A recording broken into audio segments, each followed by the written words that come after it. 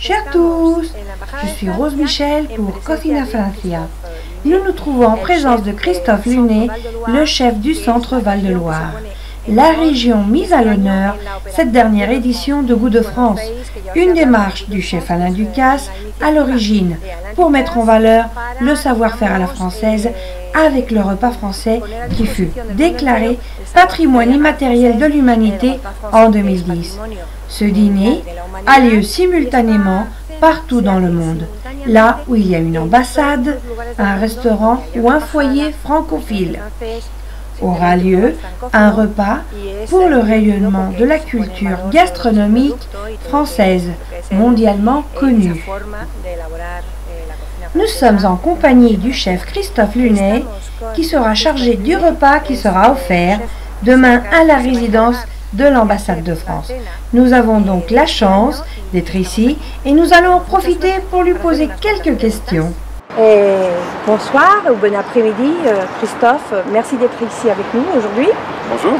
Il y a une énorme expectation en ce qui concerne le menu que vous avez préparé. Mais vous travaillez généralement, vous avez votre restaurant. Tout à fait. Vous pouvez nous parler de lui, c'est les Closeaux. Bien sûr, le restaurant, donc mon restaurant s'appelle le restaurant Les Closeaux, situé à Vallières-les-Grandes, un petit village qui se trouve au cœur d'un triangle formé par Amboise, Chaumont-sur-Loire et Chenonceau, des châteaux réputés de la région Centre-Val de Loire. Avec beaucoup d'histoire. Vous avez fait, après l'école hôtelière, vous êtes parti en Angleterre. Tout à fait. Après l'école hôtelière, je suis parti avec ma femme, qui était ma petite amie à l'époque, en Angleterre, puisqu'il est important, je dirais, d'apprendre des langues étrangères. Donc afin d'améliorer notre niveau d'anglais, on a travaillé une année dans les Cotswolds, dans un petit village qui s'appelait Lowerswater. Vraiment, oui, parce qu'en fait l'anglais c'est presque indispensable, quel que soit le métier. Tout à fait, surtout dans la restauration, où on est amené à voyager et puis aussi à rencontrer beaucoup de touristes étrangers. D'accord.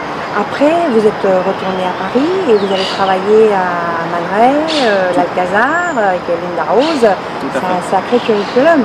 Tout à fait, en fait j'avais pour objectif d'ouvrir mon établissement, donc j'ai voulu enchaîner les ouvertures. Et donc à l'époque où je suis arrivé sur Paris, le groupe Conran ouvrait l'Alcazar, donc j'ai participé à l'ouverture du groupe Conran de l'Alcazar, et après j'ai enchaîné avec l'ouverture du Man Ray.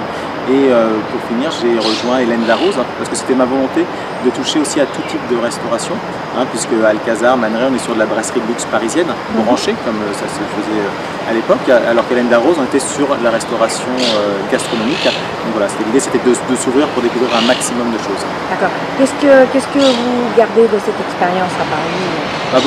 Beaucoup de belles rencontres, et puis je dirais une rencontre avec Hélène Darroze qui m'a transmis sa passion du produit local, d'aller chercher le produit de qualité, les travailler simplement. Une belle rencontre qui m'a marqué par rapport à ces choix que j'ai fait après dans mon établissement. Donc effectivement, j'ai vu sur la web de votre établissement, vous êtes très porté sur l'excellence, le produit, la qualité, le fait maison. Tout à fait.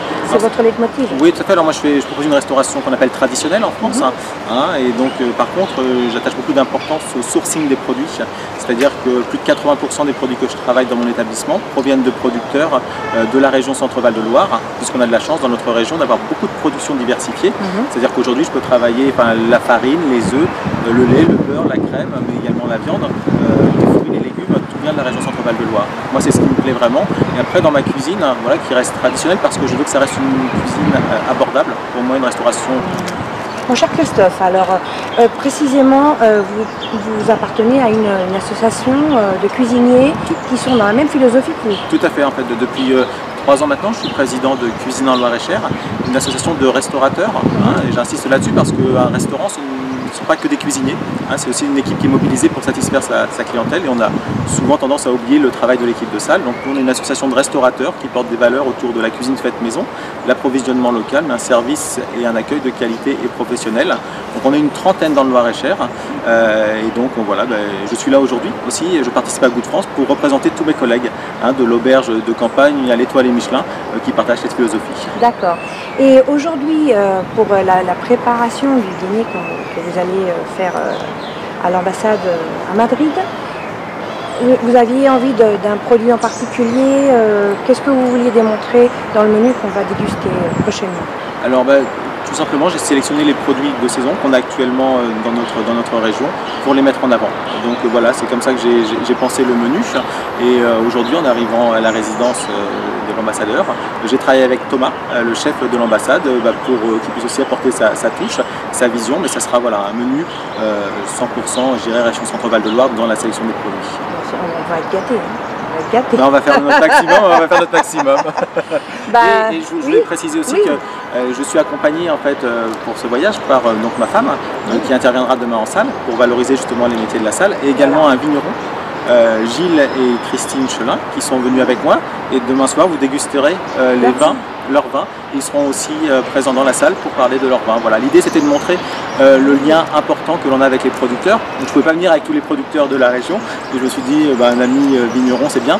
On sera sur une appellation Touraine-Mélan, qui n'est pas une des appellations les plus connues, mais avec un vin de qualité que vous allez découvrir demain soir, et ça sera un vrai régal. Oui, j'ai hâte en fait, parce que dans le repas c'est la moitié, de 50% c'est la nourriture, et l'autre 50% c'est le vin. Exactement, tout à fait.